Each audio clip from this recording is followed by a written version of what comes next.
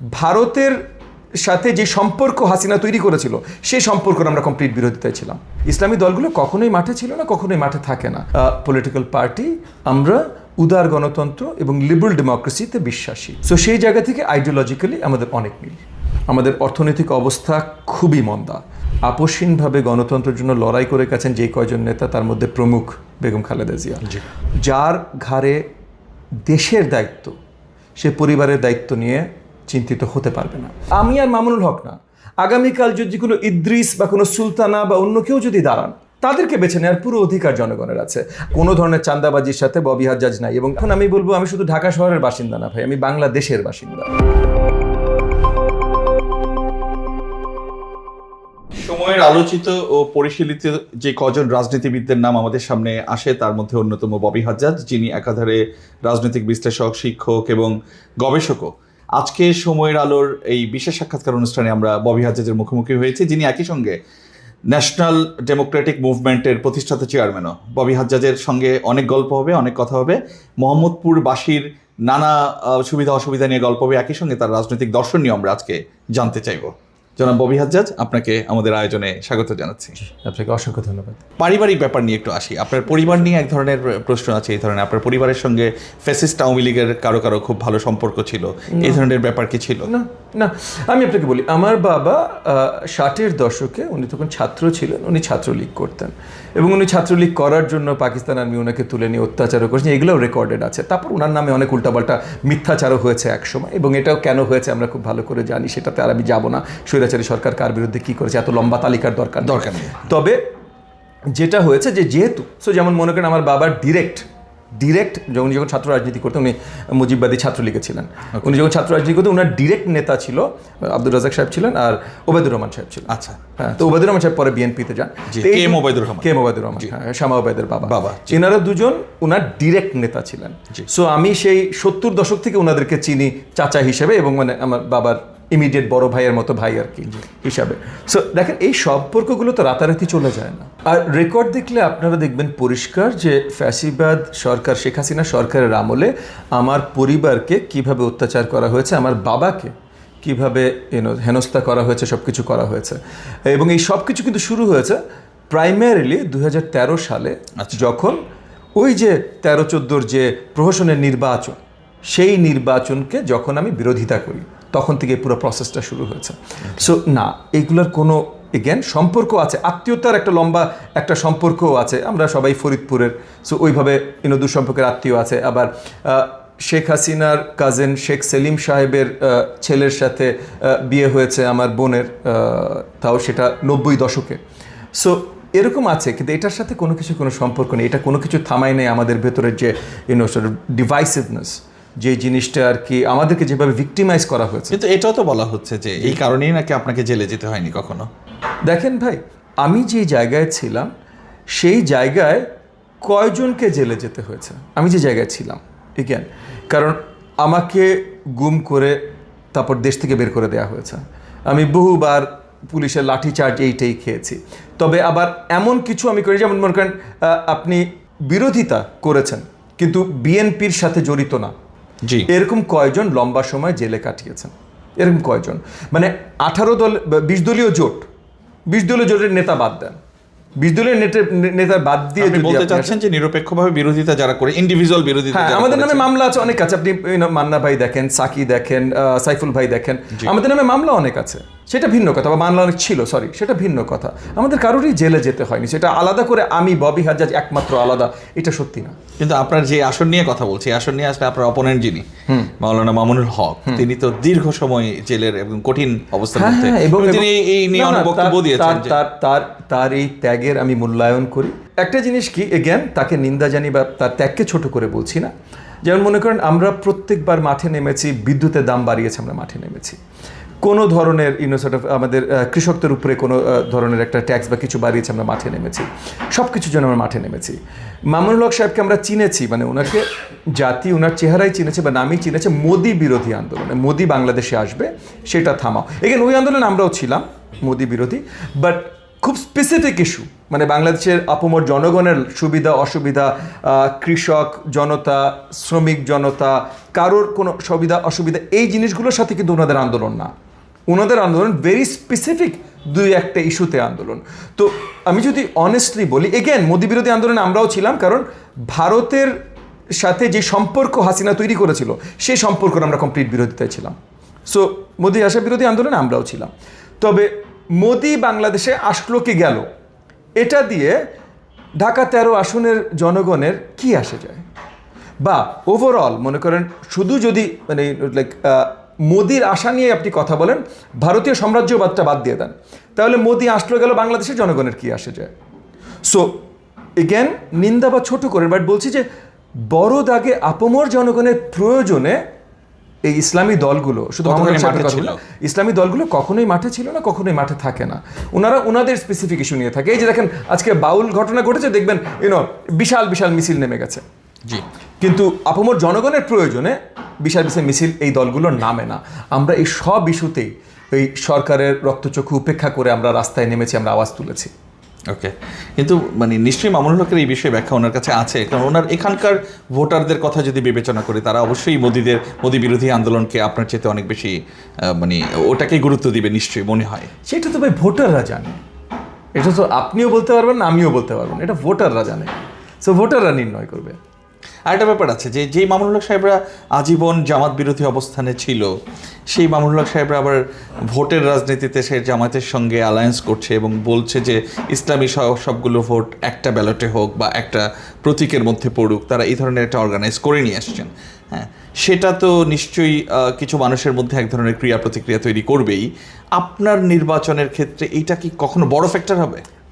আমি মনে করি না। দেখেন, একদিকে এগেন আমি কাউকেই নিন্দা করে কোনো কথা বলতে চাই না, তবে গ্রেটার ইসলামিক দলগুলো, মানে দেওবন্দি দলগুলো, যার অংশ বাংলাদেশ খেলাফত মজলিস, মামুনুল হকের দল যেটার অংশ, হেফাজত ইসলাম অ্যান্ড হোয়াট নট, গ্রেটার এই দেওবন্দি, যদিও হেফাজত রাজনৈতিক দল না, হেফাজতের সাথে যতগুলো দল আছে সম্পৃক্ত, যারা বাংলাদেশ খেলাফত মজলিস, খেলাফত আন্দোলন, জমিয়তুল উলামা ইসলাম, নিজামিয়া ইসলাম, এরকম অনেকগুলো দল আছে। ইসলামী আন্দোলন, ইসলামী আন্দোলন নাই, ইসলামী আন্দোলন পরিপূর্ণ ইসলামী আন্দোলন হেফাজতের সাথে নেই।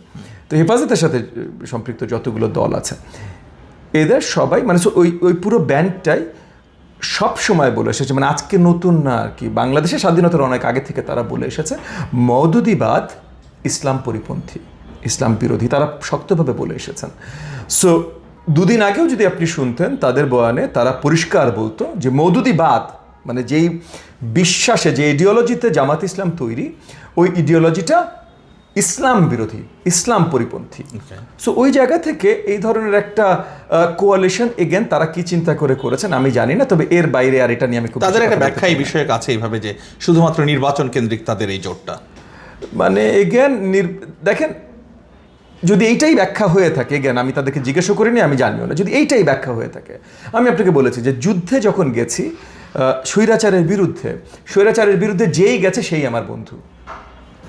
এখন কিন্তু আমরা যুদ্ধে নাই, এখন আমরা গণতান্ত্রিক কম্পিটিশনে আছি, যুদ্ধে নাই। কিন্তু গণতান্ত্রিক কম্পিটিশনে তো তোমার কোনো বিরোধ শক্তি নাই, আছে না, মানে ও খারাপ, ওকে দমন করতে হবে, এরকম কোনো বিরোধ শক্তি নাই। তো তাহলে এখন এই জায়গায় যেখানে যুদ্ধ নেই, সেখানে তোমার আইডিওলজি, তোমার বিশ্বাসকে ধামাচাপা দিয়ে, যাকে তুমি যার সাথে তোমার কোনো বিশ্বাসগতভাবে কোনো মিল নাই, পুরাই অমিল, মানে তুমি যাদেরকে দুদিন আগে নিজেরাই ইসলাম পরিপন্থী বলেছো, তাদের সাথে যাওয়াটা আমি আসলে একটু প্রশ্নবিদ্ধ বলেই মনে করব। আচ্ছা, ওকে, এক্ষেত্রে কি যেই ইসলামী দলগুলো আসলে জামাতের বিরোধিতা এখনো করছে, বা যেই সাধারণ ভোটাররা এখনো জামাতের বিরোধিতা করছে, তারা কি মনে করছেন আপনার দিকে টানতে পারে, আপনার দলে ভিড়তে পারে, আপনার প্রতি তারা দেখেন ভাই, আমি প্রত্যেকটা ভোটারকে চাই, প্রত্যেকটা, বা এখানে 4 লাখ, অ্যারাউন্ড 4 লাখ ভোটার আছে, আমি 4 লাখের 4 লাখ চাই। এখানে 22 থেকে 25 লাখ আপনার এলাকাবাসী আছে, জি, ভোটার ছাড়া, মানে 4 লাখ ভোটার ওভারঅল, ওই 22-25 লাখের মধ্যে মাত্র 4 লাখ ভোটার, আমি পুরো 22-25 লাখ সাথে চাই। কারণ আমরা যদি আগামী সুন্দর বাংলাদেশ তৈরি করতে চাই, তাহলে কাউকে বাইরে রেখে, কাউকে আলাদা করে, কোনো ধরনের বিভেদ সৃষ্টি করে আমরা এটা করতে পারবো না। হ্যাঁ, আমরা রিয়েলিস্টিক, 22-25 সবাইকে আমরা পাবো না, এটা ঠিক আছে, কিন্তু আমাদের প্রচেষ্টা থাকবে সবসময় এই 22 লাখ বা এই 25 লাখ সকলকে, ইনক্লুডিং মামুনুল হককেও আমরা সাথে চাই, সবাই আসো একসাথে, আমরা একসাথে নতুন বাংলাদেশ করব। এর আগে আরেকটা কথা একটু জেনে নিই যে মামুনুল হকের সঙ্গে জামাতের আইডিওলজিক্যাল মিল কতটুকু আছে না আছে এটার ব্যাখ্যা উনি দেবেন, কিন্তু এনডিএম এর সঙ্গে বিএনপির আইডিওলজিক্যাল মিল কতখানি? আইডিওলজিক্যালি আমাদের অনেক মিল, ইন দ্য সেন্স যে দুটোই মধ্যপন্থী সেন্ট্রিস্ট পলিটিক্যাল পার্টি, আমরা উদার গণতন্ত্র এবং লিবারেল ডেমোক্রেসিতে বিশ্বাসী, সো সেই জায়গা থেকে আইডিওলজিক্যালি আমাদের অনেক মিল। আর আরেকটা প্রশ্ন হচ্ছে যেটা যে ফেব্রুয়ারি থেকে নির্বাচন হচ্ছে বলে আপনি কতখানি মনে করছেন? একদম শুরুর দিকে এই কথাটা আপনি জিজ্ঞেস করেছেন, আমি আপনাকে বলেছিলাম অনিয়ারে ছিল। আচ্ছা, আমি বিশ্বাস করি 100% ফেব্রুয়ারিতে নির্বাচন হচ্ছে, আমি 100% বিশ্বাস করি এটা হচ্ছে। অবভিয়াসলি আমার বিশ্বাস আর অ্যাকচুয়াল বাস্তবতা এক না, এটা আমি মানি, কারণ অ্যাকচুয়াল ভবিষ্যতে কী হবে এটা একমাত্র পরম করুণাময় আল্লাহ তাআলা নির্ণয় করেন, আমাদের কারোর। কিন্তু আমি খুবই কনফিডেন্ট, এবং কেন কনফিডেন্ট সেটা আপনাকে পরিষ্কার করি। যতগুলো গুরুত্বপূর্ণ স্টেক হোল্ডার আছে, বাংলাদেশের ব্যবসায়ী মহল বলেন, আমাদের বিদেশি যত রাষ্ট্র, আমাদের বন্ধু রাষ্ট্র এবং শক্তিশালী রাষ্ট্র আছে তাদের কথা বলেন, আমাদের সামরিক বাহিনী বলেন, রাজনৈতিক দলগুলো বলেন, সবাই মোটা দাগে নির্বাচন চায়, ওকে, ইনক্লুডিং ডক্টর মোহাম্মদ ইউনূস। জি, উনি তো বারবার করে পরিষ্কার করছেন। সো সবাই যেহেতু মোটা দাগে নির্বাচন চায়, এর মানে এটা না যে কোনো ষড়যন্ত্র নাই নির্বাচন থামিয়ে দেওয়ার, বরাবরই সবসময় থাকে। হ্যাঁ, সো কিন্তু যেহেতু মোটা দাগে সবাই চাচ্ছে, আমি বিশ্বাস করি যে এই ষড়যন্ত্রগুলোর বা ষড়যন্ত্রকারী যারা আছে তাদের এতটা ক্ষমতা নাই যে সবাই চাওয়া সত্ত্বেও তারা প্লট পাল্টে দিতে পারবে। জি জি, বুঝতে পেরেছি। নির্বাচন না হলে দেশের পরিস্থিতি কি হতে পারে? মানে আসলে অত্যন্ত জটিল একটা সিচুয়েশন আমরা এখন আছি। সবচেয়ে বড় প্রবলেম হলো অর্থনীতি। আমাদের অর্থনৈতিক অবস্থা খুবই মন্দা, মানে অনেক মাস ধরে কোনো ইনভেস্টমেন্ট নেই, এবং কোনো ইনভেস্টমেন্ট আসার কোনো ধরনের কোনো সম্ভাবনা নেই। আচ্ছা, লোকাল বিজনেসেস বন্ধ হয়ে আছে, ট্রেড ফ্যাসিলিটিস অনেক কিছু বন্ধ হয়ে যাচ্ছে। জি, সো খুব তাড়াতাড়ি যদি একটা স্টেবল নির্বাচিত সরকার আসতে না পারে, তাহলে কী ধরনের একটা অর্থনৈতিক ক্যালামিটির ভিতর দিয়ে আমরা যেতে পারি, এটা আসলে মানে এখনই এটার ভয়টা বলে বোঝানো যাবে না, ভয়টা কত বড়। সো সেই জায়গা থেকে আমি মনে করি যে কোনো ধরনের কোনো সুযোগ নেওয়া যাবে না, কোনো ধরনের কাউকে কোনো আসপর্দা বা কোনো কিছু কোনো জায়গা করে দেওয়া যাবে না যেন নির্বাচন নিয়ে কোনো প্রশ্ন ওঠে। ওকে, ধরেন নির্বাচন হয়ে গেল, দুর্ভাগ্যজনকভাবে আমরা ববি হাজ্জাজকে এই এলাকা থেকে নির্বাচিত পেলাম না, সেক্ষেত্রে কি ঢাকা 13 থেকে ববি হাজ্জাজ আর কখনো থাকবেন না ঢাকা 13 মানুষের সঙ্গে? দেখেন, এগেন আমি আরেকটা জিনিস পরিষ্কার করি, আমি জাতীয় রাজনীতি করি, আমি লোকাল রাজনীতি করি না। আমাকে যখন জাতীয় রাজনীতি থেকে, মানে আমার জোট থেকে দায়িত্ব দেওয়া হচ্ছে ঢাকা 13 সেবা দেওয়ার জন্য, আমি জান প্রাণ দিয়ে ঢাকা 13 সেবা দেব, কিন্তু আমি করি জাতীয় রাজনীতি। সো যখন মনে করেন সাপোজ আমার এই দায়িত্বটা নাই, তখন এটা ঢাকা 13 না এটা ঢাকা 33 এটা আমার আসে যায় না। এখানকার প্রয়োজন, মানে দেশের জনগণের প্রয়োজন, তাহলে সেটার জন্য আমি যতভাবে পারি আমি আছি, সেটা ওই ঢাকা 13 হোক, খাগড়াছড়ি 2 হোক, সিলেট 1 হোক, এটা তখন আমার কাছে আসে যায় না। ক্লিয়ার ব্যাপারটা। খালেদা জিয়া প্রচণ্ড অসুস্থ এবং ওনার অবস্থা অনেকটা সংকটাপন্ন বলেই কেউ কেউ বলছেন। জি, আপনি কি কিছু বলবেন এই বিষয়ে? না, আমরা মানে সর্বাত্মক আল্লাহ তাআলার কাছে দোয়া প্রার্থনা করছি, ওনার সুস্বাস্থ্য কামনা করছি। উনি যেই জায়গায় আছেন, যে সত্যি কথা আমি আপনাকে বলি, মানে পার্সোনাল এক্সপিরিয়েন্স থেকে বলি, আমার বাবা বেগম খালেদা জিয়ার থেকে বয়সে আর একটু বড়, এবং আমার বাবার সাথে আমরা যেটা দেখছি যে উনি এখন অত্যন্ত অসুস্থ, এবং মানে আমরা আল্লাহ তাআলার কাছে শুধু দোয়া করি যে উনি যেন এর থেকে আর অসুস্থ না হন, ফুল সুস্থ হয়ে ফিরে আসবেন, এটার কোনো সম্ভাবনা নেই। তো সেই জায়গা থেকে আমি বলছি যে মানে বেগম খালেদা জিয়ার যেই লেভেলের অসুস্থতে উনি গেছেন, আমাদের শুধু দোয়া হলো যে উনি যেন মানে মিনিমাম রিটার্নটাতে আসেন, এবং আরও যত সময় আমাদের মাঝে ওনাকে পাই, কারণ গত বহু দশক ধরে আপসহীনভাবে গণতন্ত্রের জন্য লড়াই করে গেছেন যেই কয়জন নেতা, তার মধ্যে প্রমুখ বেগম খালেদা জিয়া। সো ওনাকে আমরা জাতিগতভাবে হারাতে চাই না। 18 কোটি জনগণের দায়িত্ব আপনার ঘাড়ে থাকে, তখন আপনার পরিবার আসলে যদি আপনি আপনার পরিবারের দিকে আগে তাকান, তাহলে আপনি এই নেতৃত্বের জায়গায় আপনার থাকার কথা না। সো আপনি একটা জিনিস চিন্তা করবেন, আপনি যদি শহীদ জিয়াউর রহমানের কথা চিন্তা করেন, 26শে মার্চ 1971 সাল রাতে উনি যখন মিউটিনি করেন পাকিস্তান আর্মির সাথে, ওনার পরিবার কিন্তু ক্যান্টনমেন্টে ভেতরেই ছিল। হ্যাঁ, ওনার পরিবারকে নিয়ে উনি পালাতে পারেননি। পারেননি। উনি পরিবারের কথা চিন্তা করেছেন? পরিবারের কথা যদি চিন্তা করতেন তাহলে দেশ আজকে হয়তো এখানে থাকতো না। বাংলাদেশ স্বাধীনতা কিনা এটা নিয়ে প্রশ্ন আছে, কারণ ওই দিন যদি ওই ডাক না আসতো, জি, যুদ্ধ ওইভাবে শুরু হতো কিনা, বাংলাদেশ কবে স্বাধীন হতো, এগুলো নিয়ে অনেক বড় প্রশ্ন আছে। সো যার ঘাড়ে দেশের দায়িত্ব, সে পরিবারের দায়িত্ব নিয়ে চিন্তিত হতে পারবে না। সো সেই জায়গা থেকে আমি বলবো যে এইটার সাথে মানে বেগম খালেদা জিয়ার পাশে জনাব তারেক রহমানের থাকা প্রয়োজন ছিল না, এইসব প্রশ্ন আসলে এই নেতৃত্বের জায়গায় এসে আসে না। আসে হলো 18 কোটি মানুষের কি প্রয়োজন সেই জায়গায়, যে দেশের মানুষের নেতৃত্ব যে দিচ্ছেন এবং দিবেন, মানে এখন পলিটিক্যালি দিচ্ছেন, আসলে রাষ্ট্র ক্ষমতা নিয়ে ইনশাআল্লাহ আমরা আশাবাদী সামনে দেবেন, মানে প্রধানমন্ত্রী হয়ে দেবেন। তার মূল ফোকাসই বাংলাদেশের 18.5 কোটি জনগণ। এই 18.5 কোটি জনগণের তাকে অত্যন্ত প্রয়োজন।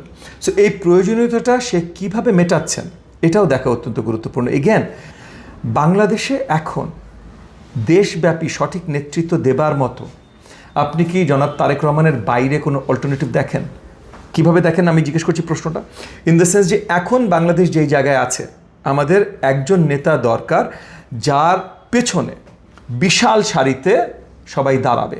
এরকম পিছনে বিশাল সারিতে দাঁড়ানোর মতো জনাব তারেক রহমান ছাড়া আর কোনো নেতা এই মুহূর্তে আপনি দেখেন? আমি কিন্তু দেখি না। এটাই আমি জাস্ট আগে এটা পরিষ্কার করি না, এক বাই এক পয়েন্ট যাচ্ছি, আমি দেখি না। তার মানে ওনার থাকাটা, সুস্থ শক্তভাবে থাকাটা অত্যন্ত গুরুত্বপূর্ণ। এই জায়গাটায় এগেন বিদেশি গণমাধ্যম পড়ে যেটা বলছি, এর জন্য আমি এটা বলছি, নাহলে আমি এটা আলোচনায় আনতাম না, যে বিদেশি গণমাধ্যমে এরকম লেখা হয়েছে বলে এই আলোচনা করছি। সবল সুস্থ তারেক রহমান নেতৃত্ব দিচ্ছেন বাংলাদেশকে আগামী সরকার। সবশেষ প্রশ্নে চলে আসি আপনার কাছে। ববি হাজ্জাজের সঙ্গে এতক্ষণ দীর্ঘ আলাপ হচ্ছে যে আপনাকে কেন এই এলাকার মানুষজন, ঢাকা 13-র মানুষজন, মোহাম্মদপুর, আদাবর এবং শেরেবাংলার একাংশ, এই যে 4 লাখ ভোটার আছে, তারা কেন আপনাকে বিশ্বাস করবে, তাই কেন আপনাকে আগামী দিনে সংসদে পাঠাবে বলে আপনি মনে করছেন? প্রথমত বিশ্বাস করবে কারণ আমার ট্র্যাক রেকর্ডে বিশ্বাস করবে। জি, যে এত বছর ধরে একভাবে কাজ করেছে, হঠাৎ করে নিশ্চয়ই সে ভিন্ন কিছু হয়ে যাবে না। সো বিশ্বাস করবে। শুধু বিশ্বাস করলে তো না, মানে একটা চোরকেও আপনি বিশ্বাস করতে পারেন সে চুরি করবে। সো এই বিশ্বাসের পর আপনাকে কেন দেবে? তো আমি মনে করি দেবে কারণ তারা অতিষ্ঠ হয়ে গেছে সন্ত্রাসে, তারা অতিষ্ঠ হয়ে গেছে তাদের নাগরিক যত ধরনের সুবিধা পাবার কথা সেগুলো থেকে বঞ্চিত থেকে, এবং তারা অতিষ্ঠ হয়ে গেছে তাদের নিজেদের এলাকা হিসেবে এই এলাকাটাকে আর ওন না করতে পেরে। এবং আমি বিশ্বাস করি যে তারা যদি একটুও বিবেচনা করেন, তারা দেখবেন এই যে সন্ত্রাস, এই যে তার নাগরিক সুবিধা, এই যে তার এলাকা তার নিজের, এই জিনিসগুলো যদি সে আসলেই চায়, এবং যে কোনো উগ্রবাদী চিন্তা চেতনা থেকে দূরে থাকা, এগুলো যদি সে আসলেই চায়, তাহলে একমাত্র ক্যান্ডিডেট এই মুহূর্তে আমি মনে করি এগেন যে আছে, তারা পছন্দ করে নিতে পারে, সেটা হলো ববি হাজ্জাজ। এই কারণে আমি বিশ্বাস করি আমাকেই তারা নির্বাচিত করবেন। অনেক অনেক ধন্যবাদ। ওনার বিশ্বাসটা ওনার ভোটারদের মধ্যে ছড়িয়ে পড়ুক, এটা আমরা প্রত্যাশা করতেই পারি। দীর্ঘ আলাপ হলো ববি হাজ্জাজের সঙ্গে, এনডিএম এর প্রতিষ্ঠাতা চেয়ারম্যান এবং ঢাকা 13 আসনের এবারের সংসদ নির্বাচনে প্রতিদ্বন্দ্বিতাকারী। নির্বাচন প্রতিদ্বন্দ্বিতামূলক হয়ে উঠুক এবং সুন্দর, সুষ্ঠু এবং সবার কাছে গ্রহণযোগ্য নির্বাচন হয়ে উঠুক। আজকের ববি হাজ্জাজের সঙ্গে এই দীর্ঘ আলোচনা থেকে এই প্রত্যাশা আমরা করতেই পারি। সময়ের আলোর সঙ্গে এতক্ষণ যারা ছিলেন সবাইকে অনেক অনেক ধন্যবাদ।